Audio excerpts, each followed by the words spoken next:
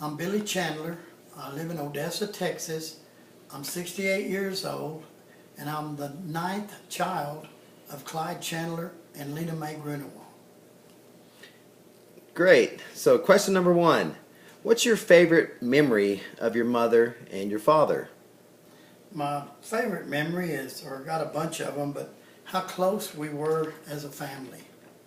You know, I don't remember much about Dad because he got killed when I was 7 years old. But I remember how hard it was on Mama with 9 kids and no welfare, and they give us 30 days to get off the ranch. I can't imagine how hard it was on Mama what she went through. I do remember not going to bed hungry, never. Okay. So what was it like to grow up in Quemado, if I said it right? Growing up in Quemado was okay for a little town of 1,000 people, if you count them twice. But a lot of good people in Quemado, but there was some that wasn't so good, and I still have some good feelings for the good ones, and I still have some bad feelings for the ones that wasn't so good. I know we were raised without a dad, and people treat you different when you don't have a dad. I noticed that now. I didn't realize it then, but we were treated different, and we wasn't the nicest kids in town neither. Okay. So what is the English meaning of quemada or quemado? Quemado means burnt. It's a burnt-out town, I guess.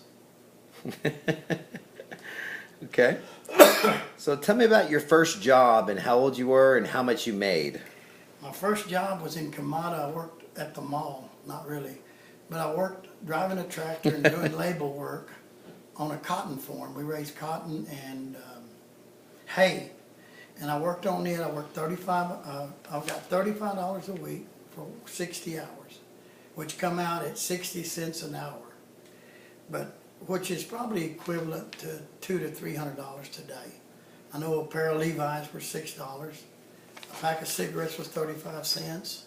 A Coke was 6 cents. And so, you can kind of compare the $35 to now. A pair of Levi's is $60. So How much was a 6-pack of Lone Star long necks? I don't know. I was too young to drink, but I found out later. But, I know when I was growing up, I made that $35 a week, and I would give Mama $10 a week out of it for kind of room and board. So tell me about your favorite saying or thing your mother said or did. Mama was real quiet. She whistled a lot, and I whistle a lot. I'm just not very quiet. You can ask Mary about that. But Mama was quiet and didn't say a lot, but she was a good lady. Good, good. So tell me about your favorite thing about your father.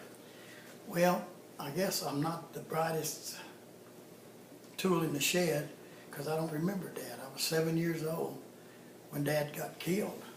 I remember I remember Gene and Sapo, talking about Dad and talking about how good a guy he was and how generous he was. The only thing I remember was Dale used to have ponytails, and Dad would pull her ponytails and then blame it on anybody that was around. And I do remember that about Dad.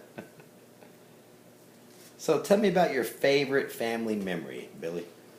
My favorite family memory was the feelings that we had towards each other. As we've, the closeness as a family. We still have that today. We're real close and real, we think about each other and still have these same feelings. But I remember going to the family reunion.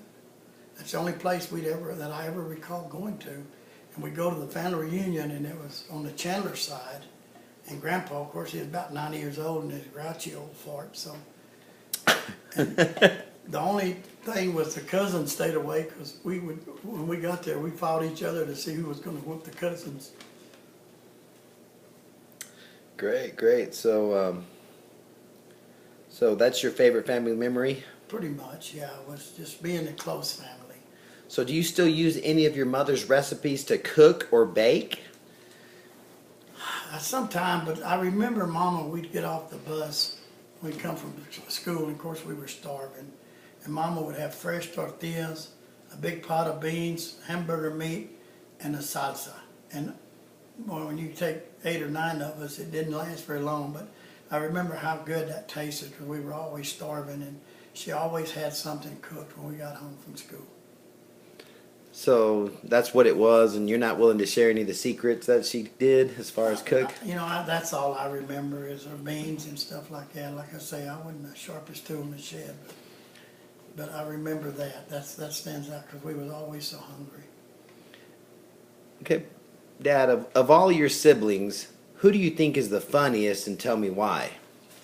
Probably Clyde, which we called him Sapo. He nicknamed all of us. And, I don't remember all of them, but I know Jack was Hook Nose, and Jerry was Puerco, and I was Burro, and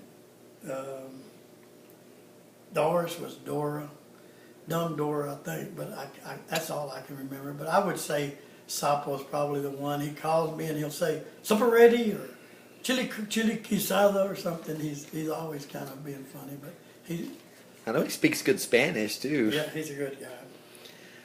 So, who do you think is the smartest, and tell me why? Oh, I think I'm the smartest. No, not really. But I think all of us did pretty good. I mean, none of us are rocket scientists, but we all worked hard.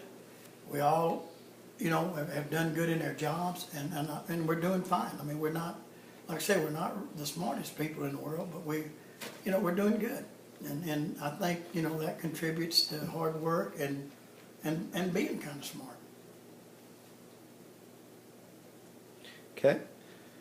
So tell me about your family now. I mean, how many kids, grandkids, great-grandkids do you have, and what are their names and ages? Okay, there's me and Mary, of course. We've been married 49 years. Pretty much lived in Odessa them 49 years, and I was going to Vietnam, a year out of them 49 years, and that's the only time that we've been apart. And we've raised 6 kids, 14 grandkids, and 2 great-grandkids. And of course, Dean was our oldest, and Dean had, Dustin, and Dustin lives here in Odessa, and Brittany, and Dustin has a little boy and he's married. Brittany lives in Wyoming, she's married with a little girl. And then Dean had Brooke, which when they got divorced, Brooke went with the mother, and we haven't had much contact, but she lives in San Marcos, Texas. But, Kendra would be the next one. She's married with a boy and a girl. She lives in Denver, Colorado, and she's kind of in a medical research job. And then there's Brandon. Brandon lives in Salt Lake City. He's married and don't have any children.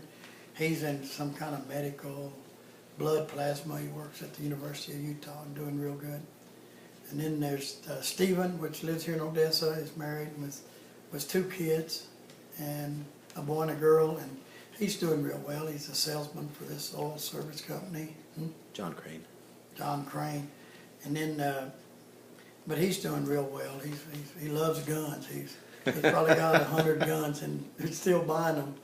But then there's Jared, which is the youngest boy. He lives here in Odessa, and he's got 1 son, and Cash is 8 years old. 8 years old, and then he works as a salesman and doing pretty good himself. So, and then Karen lives in Denver, pretty close to Kendra. She's just a housewife.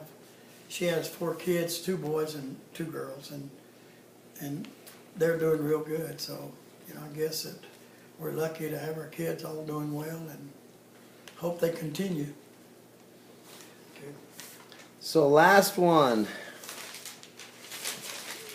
What does family mean to you?